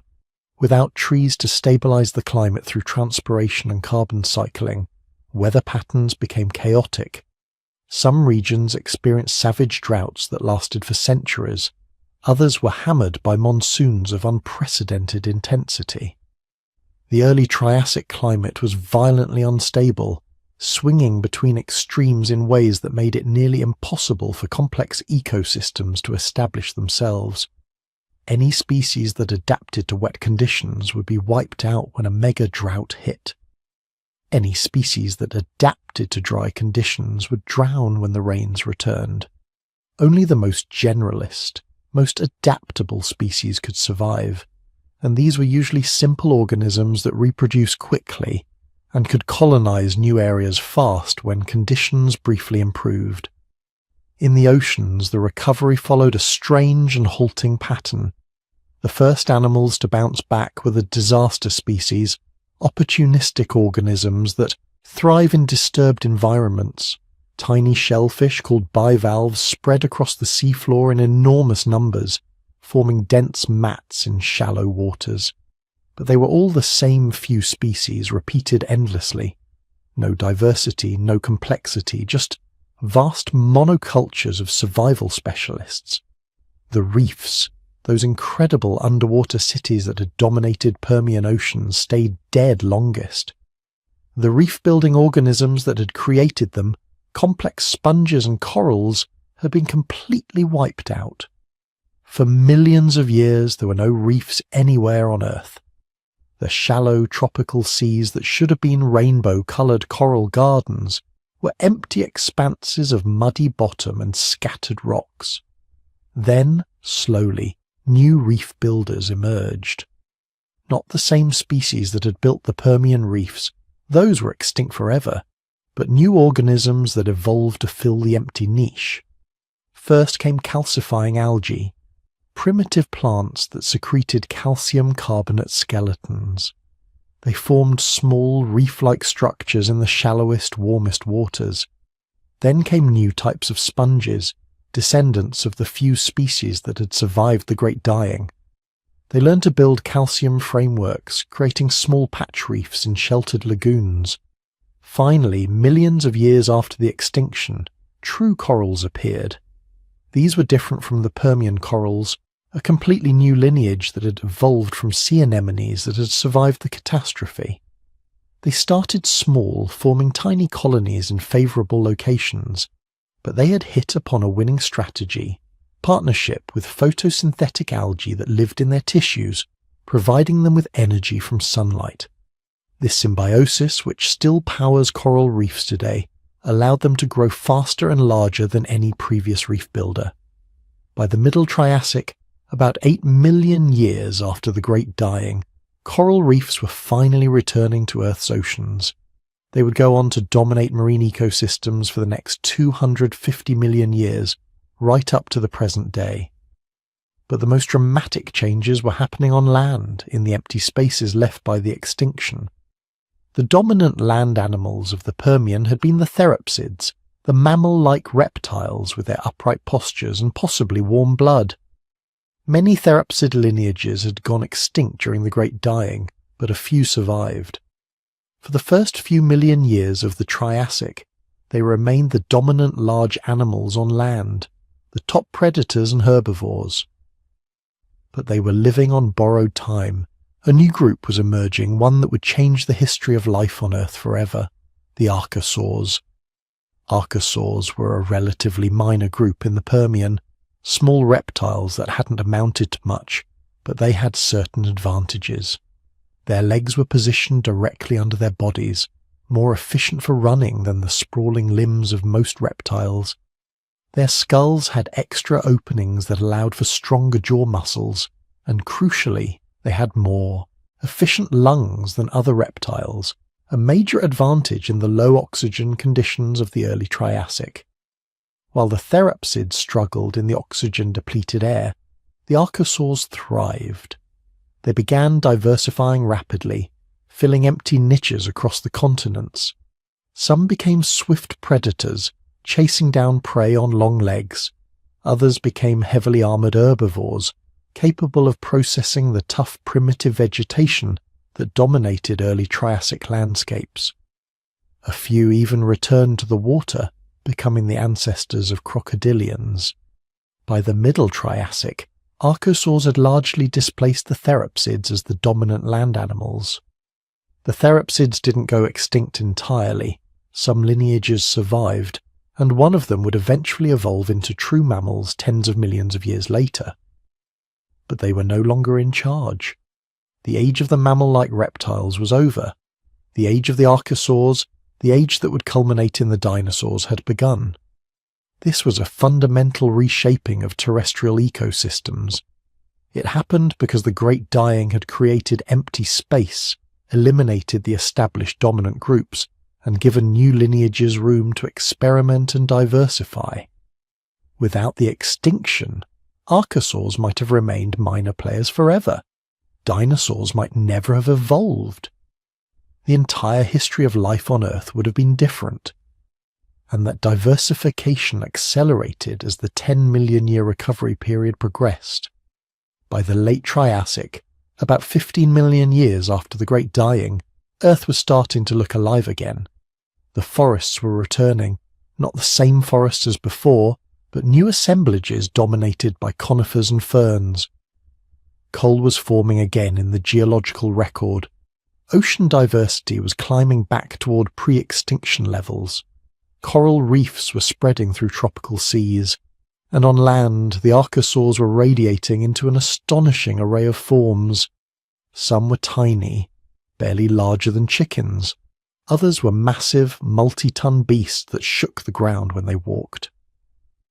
The first dinosaurs appeared during this period, small bipedal predators that didn't look particularly impressive at the time, just another archosaur lineage among many.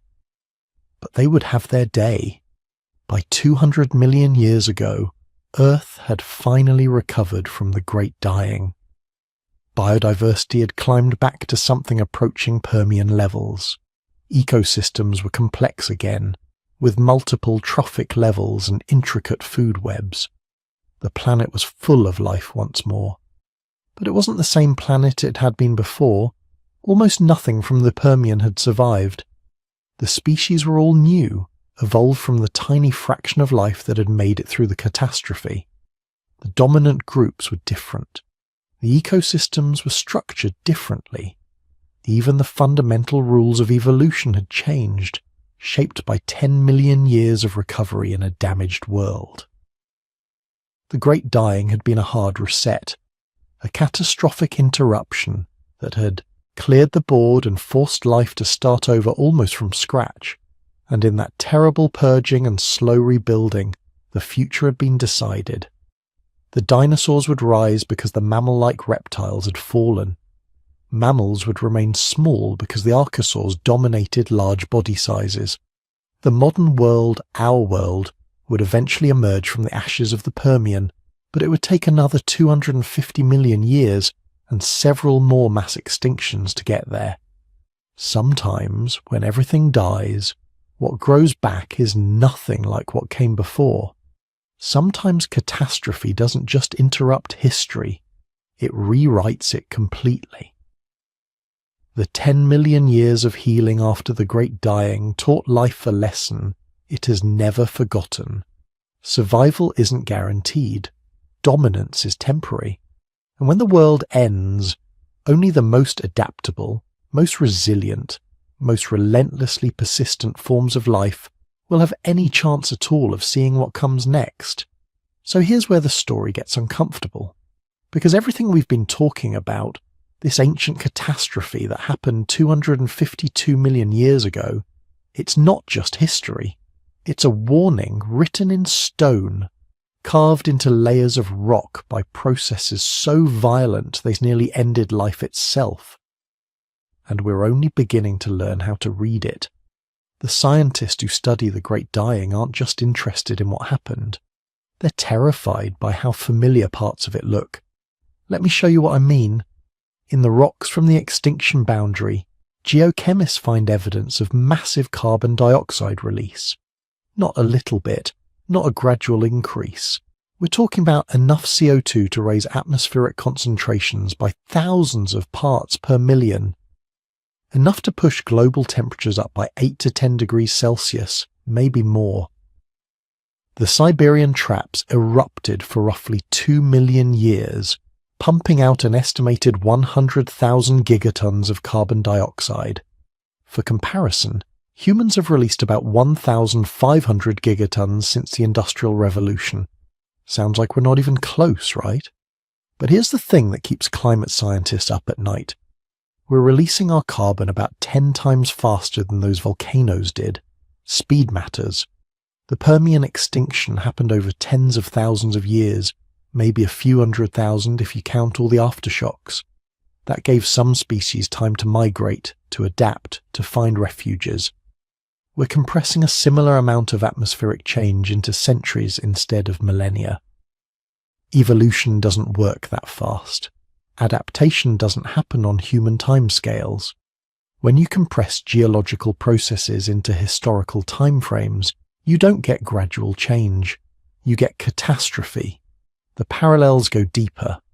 Ocean acidification in the Permian world was brutal. All that CO2 dissolving into seawater, forming carbonic acid, dropping pH levels until shell-forming organisms literally couldn't build their protective armor anymore. Paleontologists find layer after layer of seafloor from this period, where carbonate shells just stop appearing. Not because the animals stopped dying, but because their shells dissolved before they could fossilize.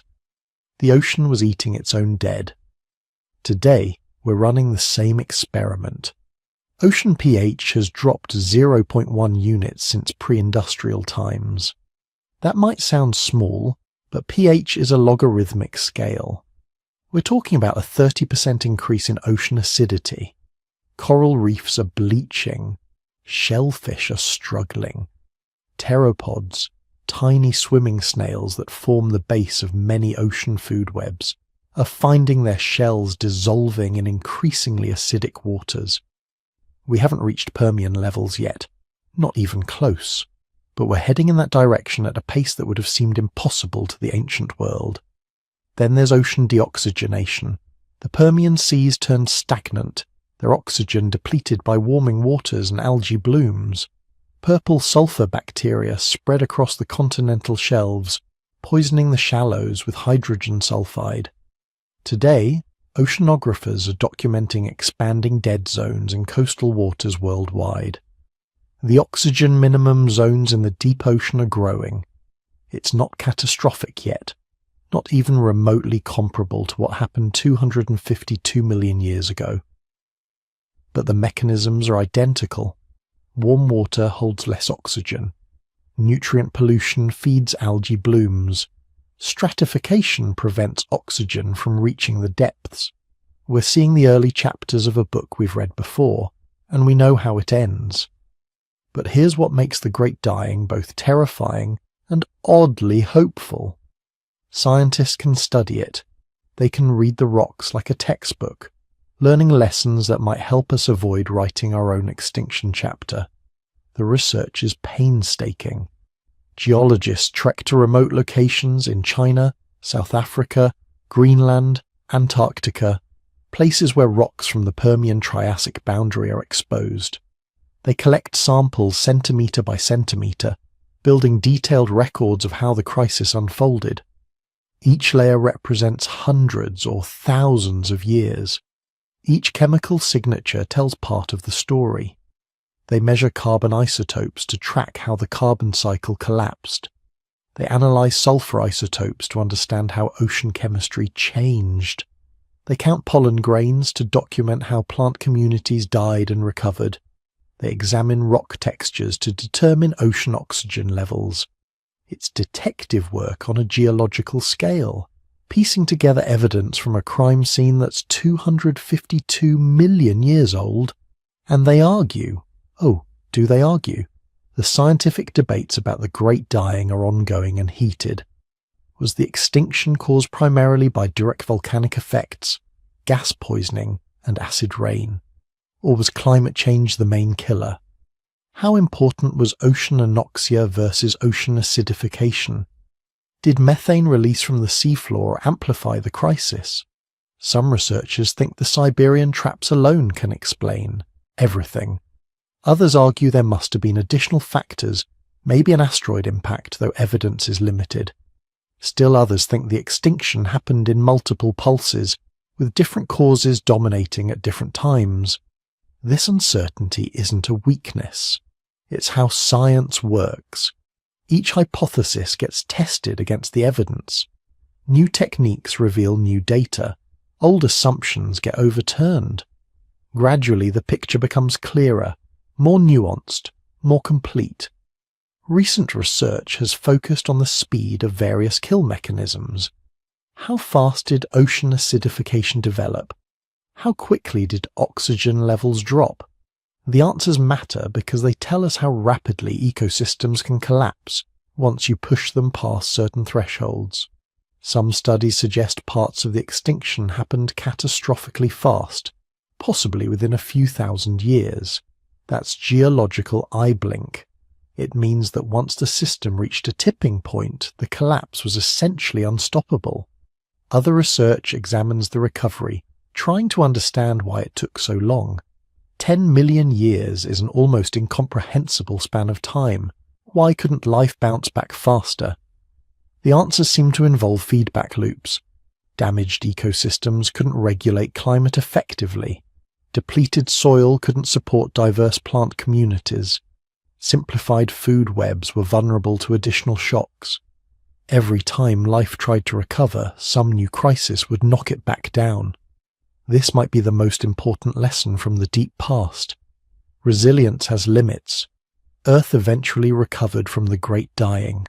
Life adapted, evolved, filled the empty niches. But the recovery wasn't guaranteed, and it certainly wasn't quick. The planet's self-regulating systems, all these feedback loops that normally maintain stability, they can break. Once broken, they take geological timescales to repair. Modern Earth is more resilient than Permian Earth in some ways. We have more biodiversity to start with, which provides more insurance against total collapse. We have ice caps that can moderate climate swings. We have complex ecosystems that have survived multiple mass extinctions and learned, in an evolutionary sense, how to be robust. But we're also more vulnerable in other ways. Human civilization depends on stability. Our food systems, our cities, our entire way of life assumes the climate will stay roughly as it has been for the past 10,000 years. We don't have 10 million years to adapt to a new world. We barely have 10 decades. The timescales are what really separate us from the ancient catastrophe. The Siberian traps erupted for 2 million years. That's a slow burn by geological standards. It gave the Earth system time to respond, to try various feedback mechanisms, to seek new equilibria. It didn't prevent catastrophe, but it meant the catastrophe unfolded over thousands of generations of most species. Many populations could migrate, adapt, or at least suffer through periods of crisis and recover during brief windows of stability. We're compressing all that change into a handful of human lifetimes. Someone born today might live to see atmospheric CO2 levels that haven't existed for millions of years. They might witness the collapse of ecosystems that have been stable since the last ice age, not because we're releasing more carbon than the Siberian traps, though we're working on it, but because we're releasing it so much faster. Speed matters. Ecosystems can adapt to gradual change. They've done it countless times, but rapid change breaks adaptation. Species can't evolve fast enough. Communities can't reorganize quickly enough. Food webs unravel in real time. Yet here's the paradox that makes the Great Dying both cautionary tale and source of strange comfort. Life survived. Not easily, not quickly, not without catastrophic losses, but it survived.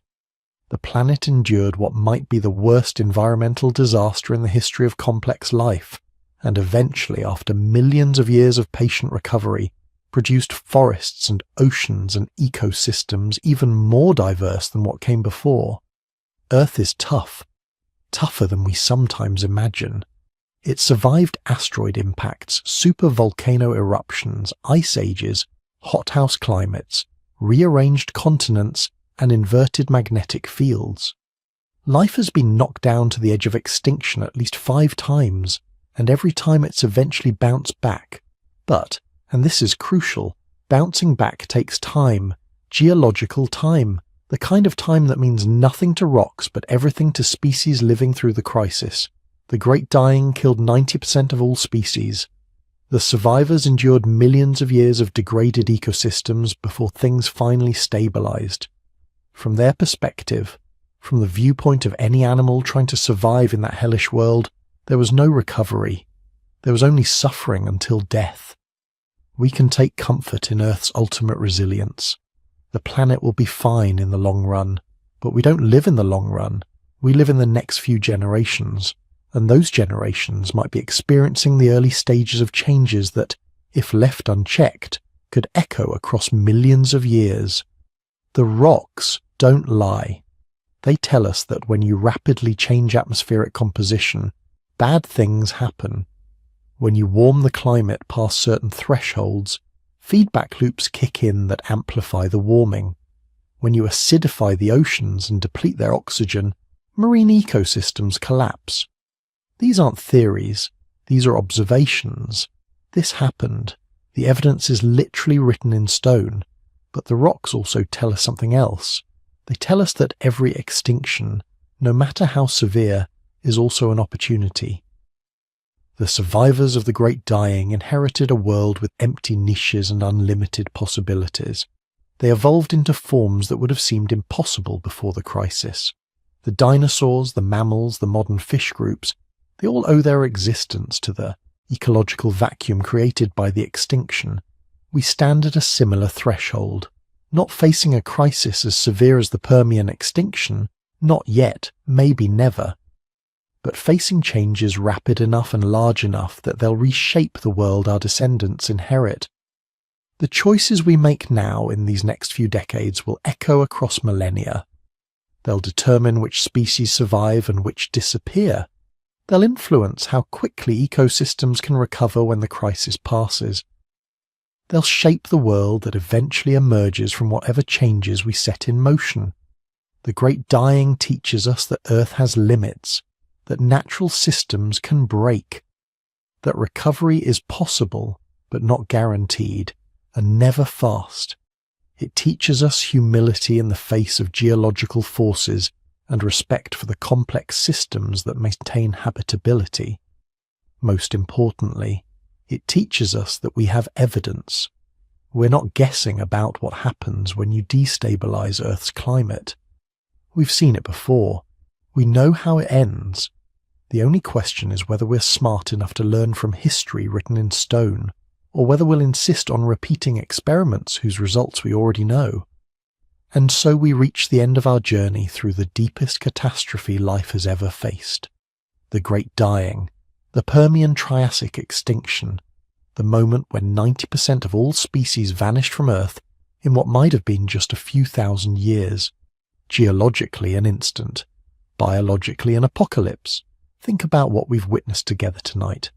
A world where continents collided to form a single massive supercontinent, where volcanic eruptions lasted for millennia, pumping poison into the sky, where oceans turned acidic and lost their oxygen, where temperatures soared to levels that made most of the planet uninhabitable, where forests burned and deserts spread, and the very chemistry of the atmosphere became hostile to life.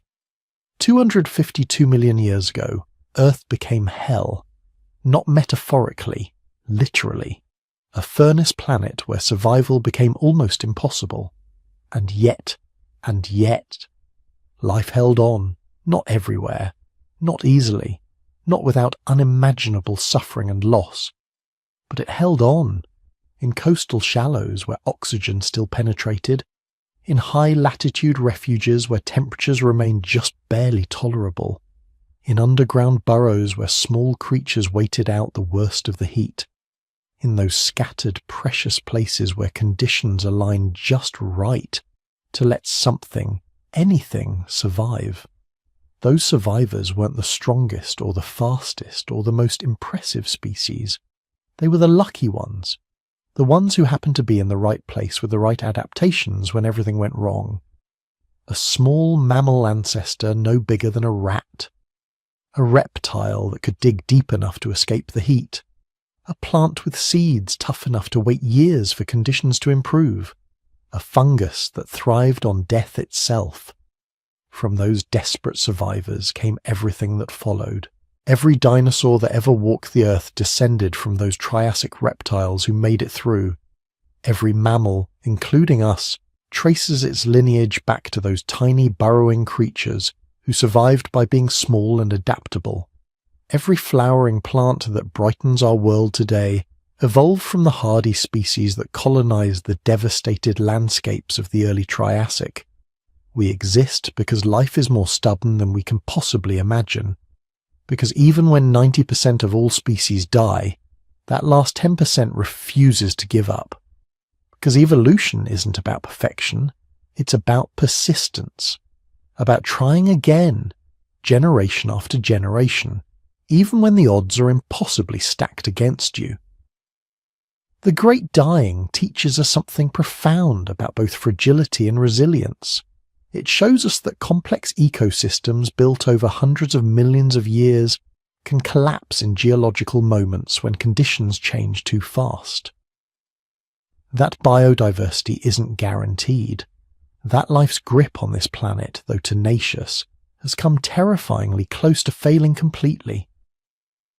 But it also shows us that life is more creative, more adaptive, more persistent than any extinction event. That even the worst catastrophe imaginable couldn't sterilize the planet. That given even the smallest foothold, life will explode back into every available niche, reinventing itself in forms more diverse and complex than before. The world that emerged from the Great Dying was strange and impoverished at first, but 10 million years later, dinosaurs were beginning their rise. 100 million years later, they dominated the planet. And when their time ended in another mass extinction, the mammals who inherited the Earth were still carrying genes that had survived the Permian fires. Every breath you take is possible because those ancient survivors kept breathing when the air itself was poison. Every species alive today, including humanity, exists because life refused to surrender, even when 90% of it died. That's the story we've explored together tonight. Not just death, but survival. Not just catastrophe, but recovery. Not just the worst extinction in Earth's history, but also the most incredible comeback story ever told. Thank you for joining me on this journey through deep time. If you enjoyed exploring the ancient world with me, I'd be incredibly grateful if you'd leave a like on the video. It helps others discover these stories from Earth's deep past. And if you'd like to share your thoughts, I'd love to know what part of tonight's story fascinated you most, or where in the world you're listening from as you drift off to sleep. For those who want to support the channel, YouTube membership is available, but it's completely optional. No pressure whatsoever. This content is here for everyone who wants to explore Earth's incredible history. Wherever you are, whatever comfortable place you've found to rest, I hope tonight's journey through the Permian has given you something to think about as you drift towards sleep. Sweet dreams of ancient worlds, of life's incredible resilience, of survivors who refused to give up even when everything seemed lost. Rest well. Until next time.